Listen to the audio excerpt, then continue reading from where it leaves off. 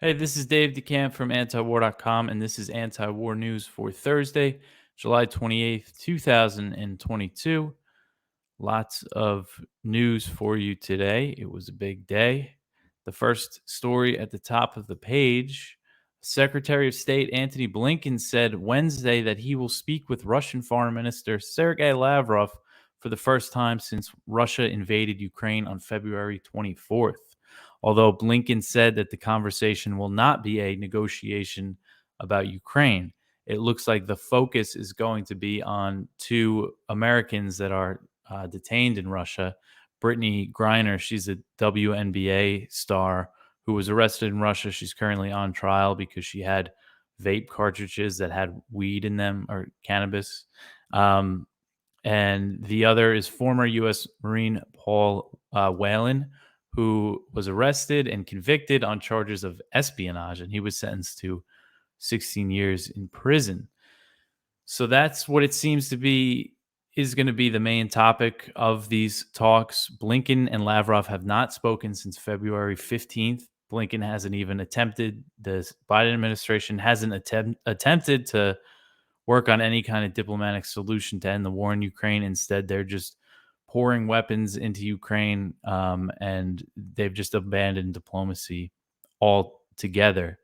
And Blinken actually canceled him and Lavrov's last scheduled meeting around the time when Russia recognized the independence of the breakaway republics in Ukraine's eastern Donbass region, which came right before the invasion. Russia recognized those republics. Blinken canceled the trip instead of trying to, push to get Russia not to invade. He canceled the trip. But so later in the day, later on Wednesday, the Russian Foreign Ministry said that they haven't yet received a request for a Blinken Lavrov call. They said they've only heard media reports. So we'll see if maybe they've put in the request at this point, or if we might see more of that later on Thursday. So Blinken said that besides talking about Griner and Whelan, that he will also discuss the grain deal that Russia recently signed with Ukraine and Turkey and the UN. The U.S. didn't play any role in brokering it because, like I said, they've just abandoned diplomacy. But Blinken said that he will push Russia to, quote, make good on the commitments that they made, end quote. So, according to CNN, Blinken said that the U.S. has put in a proposal to get Griner and Whelan back. He wouldn't say what the proposal was, and then CNN reported, citing unnamed sources in the Biden administration, that they offered to exchange Victor Bout, who's a Russian arms dealer serving a 25-year sentence in the U.S. For the two Americans.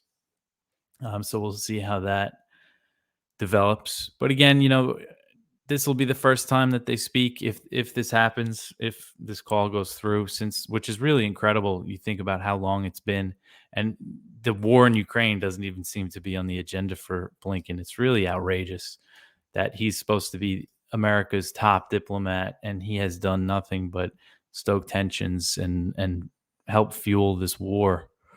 Okay, so the next one here, this is kind of funny. The U.S. says it has not seen any signs of Russia buying drones from Iran.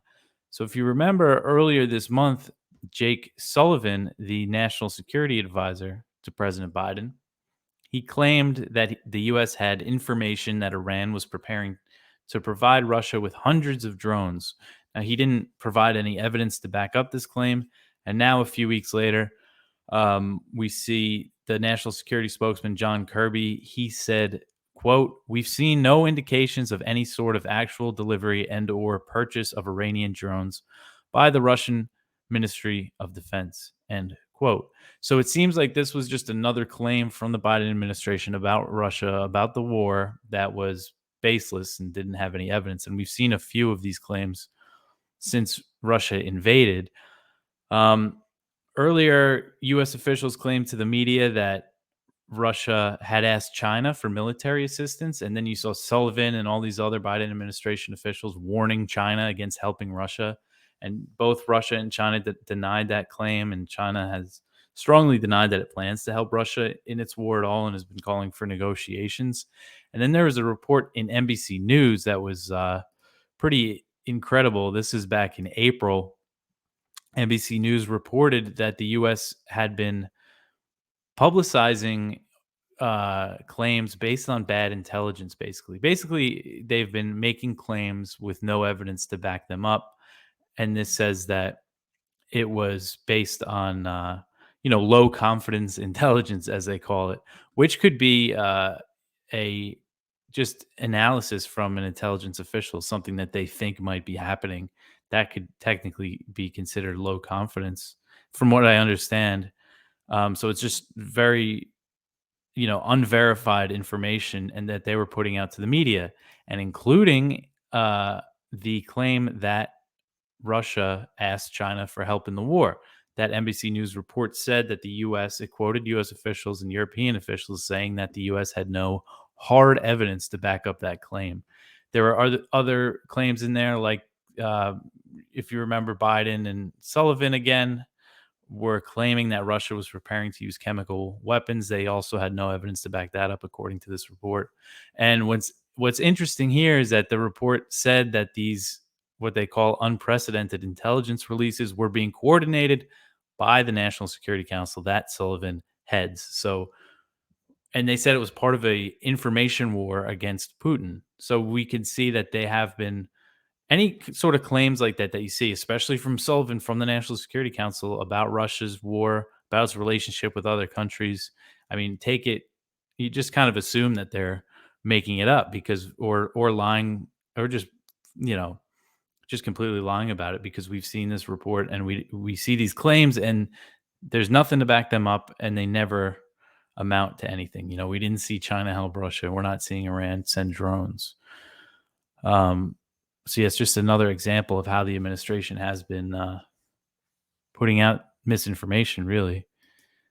Okay, so the next one, a bridge closed in the Russian-controlled Ukrainian city of Kherson on Wednesday, after Ukraine hit the bridge with U.S.-provided HIMARS. Those are the rocket systems that the U.S. has been providing. They're mobile. They're supposed to be able to strike, with precision. So this is an official that Russia installed in Kherson, which is the oblast in Ukraine that is north of Crimea. And this official said that they closed the bridge to civilian traffic, but that the structural integrity is still intact. And this is the city's only bridge across the Dnieper River, which is a major river that Kherson, the city, is on right before it empties out into the Black Sea.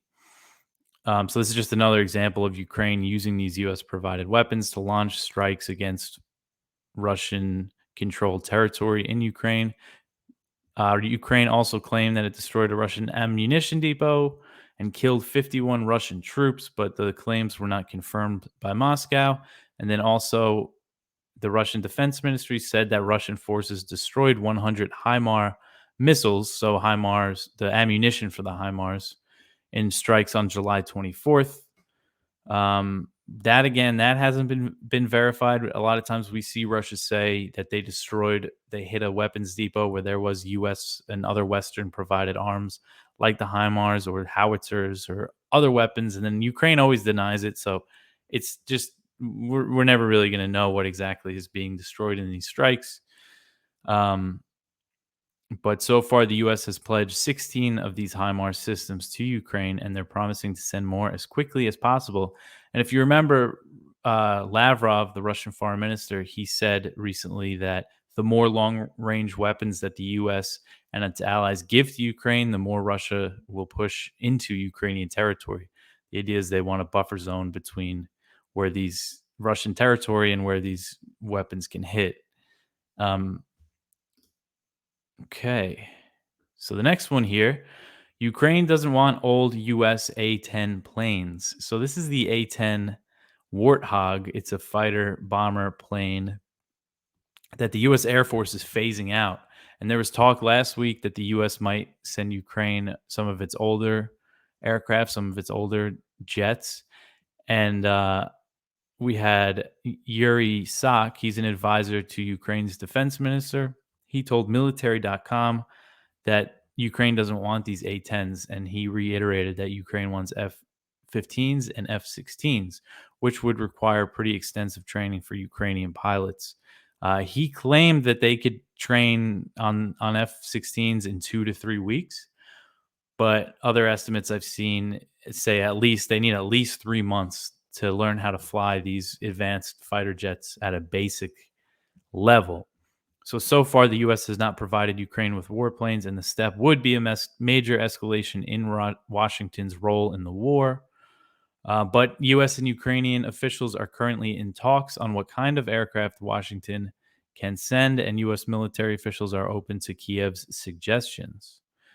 So again, there is in the House version of the 2023 National Defense Authorization Act, the military spending bill, there's an amendment that would authorize $100 million to train Ukrainian pilots to use American aircraft. So this is something that I think we're going to see the U.S. do is start training Ukrainian pilots because they want them, and we've seen NATO officials say this, they want Ukraine to phase out of the Soviet era equipment that they use. Right now, they still use Soviet era planes, the MiG-29s, and they want Ukraine to have, an army that can use U.S. and NATO military equipment, and that'll be great for, the arms manufacturers in the U.S.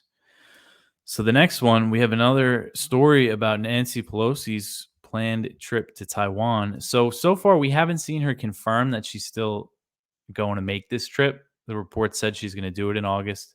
She's declined to comment on it. But then today, we learned that she's been inviting other members of Congress to join her on this trip, despite the fact that the U.S. military thinks her going to the island risks provoking Taiwan. We've seen the Biden administration apparently fears that it could spark a major crisis across the Taiwan Strait, but they don't seem like they're trying very hard to convince her not to go.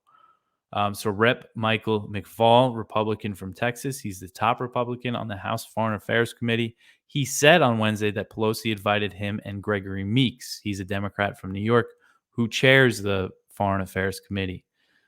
Now, McFaul said that he couldn't go due to a prior engagement, but he expressed support for the trip. So this is kind of big because this is the first official confirmation we're seeing from a member of Congress that Pelosi's planning on making this trip.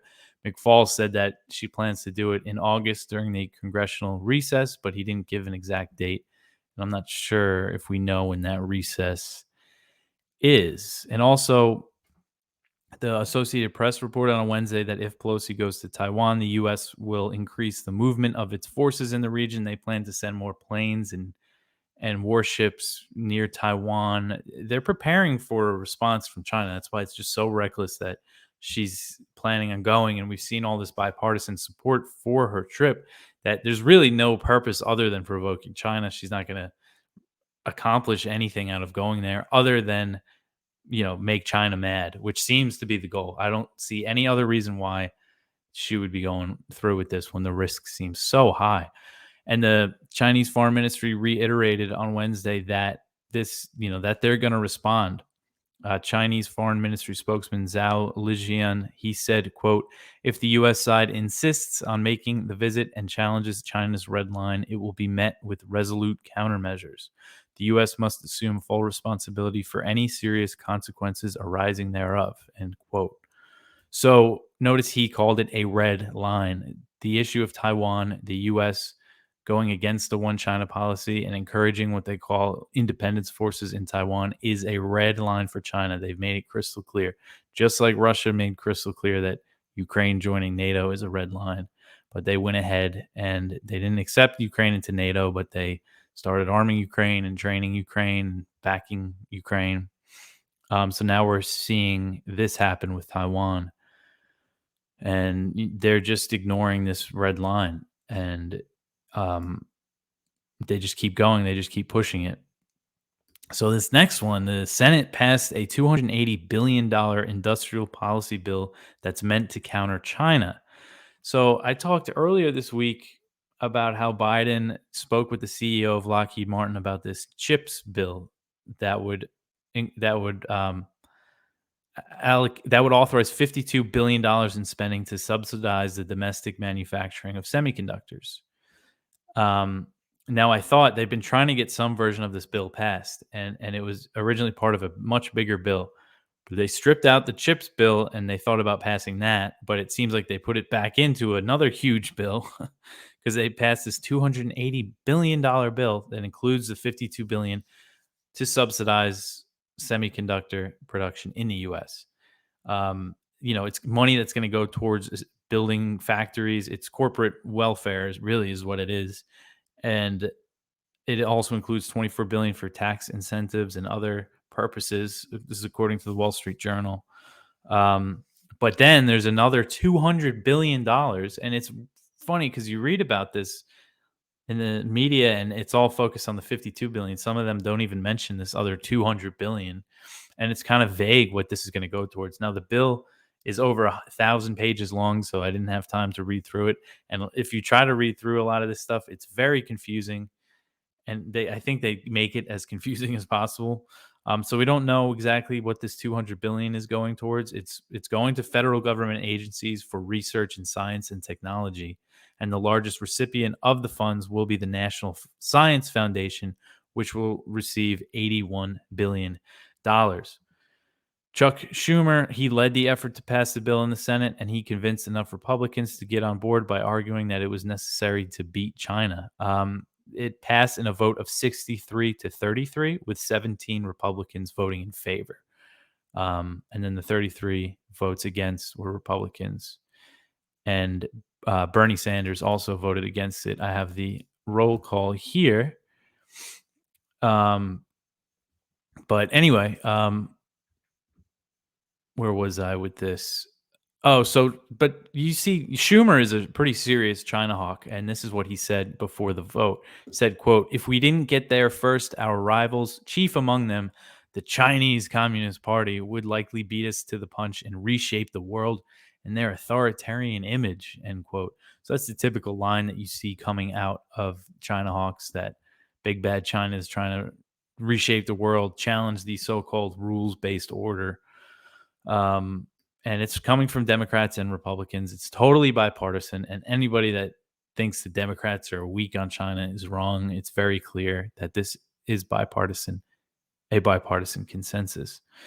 So the next one here, Biden aide says it's highly unlikely Iran deal will be revived soon. This is from Jason Ditz, and this is Brett McGurk that said this. He is Biden's top Middle East official on the National Security Council. So he says it's highly unlikely there will be a deal, and this came the same day that the EU was trying to push Iran to they said that they're trying to push Iran to agree to revive the deal, but really it's all up to the US.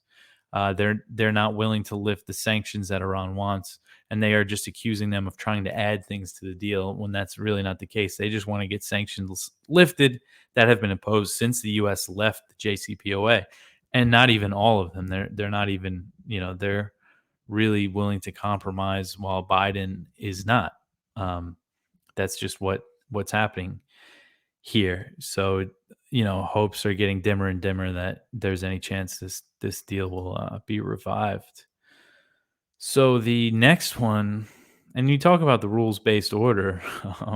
So an Iranian ship has returned to Greece to recover U.S. seized oil. So earlier this year, an Iranian ship was seized off the coast of Greece. It was seized by Greek authorities at the behest of the United States. And their reasoning for it was that the ship was violating sanctions by transporting Iranian oil, and the U.S. wanted to take the oil.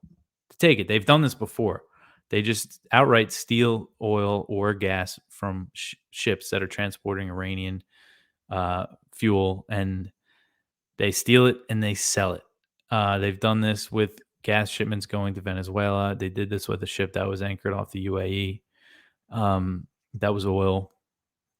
But they tried to do it again in Greece.